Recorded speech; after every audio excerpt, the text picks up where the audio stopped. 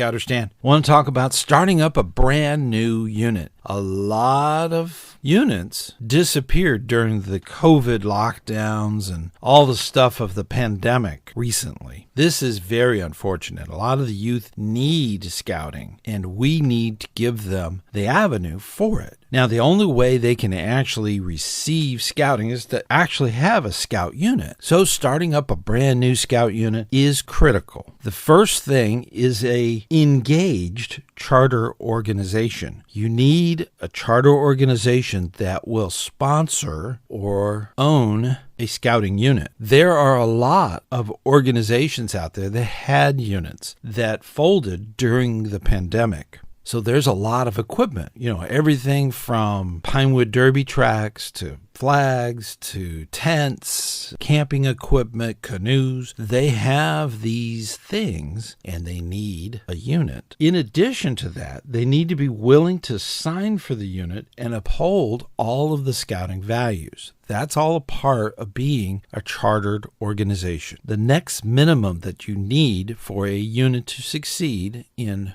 registering is to have 5 adults sign up as leaders. Now, 3 of these need to be the key 3. The key 3 is in a pack would be the Cub Master, in a troop would be the Scout Master. Then, of course, you have your committee chair, pack or troop, whatever unit, and you have your chartered organization rep. So those are 3 positions that are absolutely required. And then you have 2 more that you need to fill to make it a total of 5. Now, these in a pack can be den leaders, in a troop it could be assistant scoutmasters, it could be people on the committee. So you need a minimum of 5 adult leaders. The next person you may not think of in a brand new unit is a unit commissioner. Now, a new unit commissioner for a new unit is usually appointed or assigned by your district commissioner. Now, it could be your council commissioner does those appointments, or it could be that there's a specific unit commissioner that works with brand new units. But that's something, as a unit leader starting up a new unit, need to know what that process is. You can meet up with all these people at roundtable. The last part is usually the easiest, and that is 10 scouts. I've had people tell me 5 is the minimum. 10, I would say, is the minimum, because you know that not all youth are able to be at every meeting, to be at their campouts, to be at these things.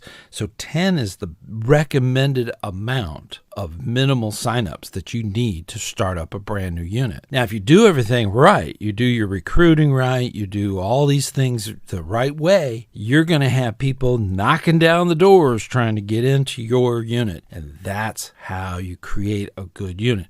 You can recruit and sign people up all the time. And that's what I recommend. Year-round recruiting is critical. But from that, you need to have program. That's what keeps the youth involved in your unit. You have to have the scouting program going on. Part of that scouting program is having fun. You want to make sure they're having fun. Scouts are attracted to having fun, even fun that most of them kind of groan at, like dad jokes and stuff like that. That's critical to getting that spirit of happiness going in scouting. And in that spirit, let's do our unit leader joke. Did you know that dogs cannot operate MRI machines, but cats can? See? That is a great joke for kids. They think it's funny. They might need to be explained to if they're Cub Scouts, young Cub Scouts. They may not know what an MRI machine is. So, you got to gauge these to the scout. With that in mind, go ahead and look up a bunch of jokes like that and tell them. Tell them often at your scout meetings. Pretty soon they're going to tell you the punchline.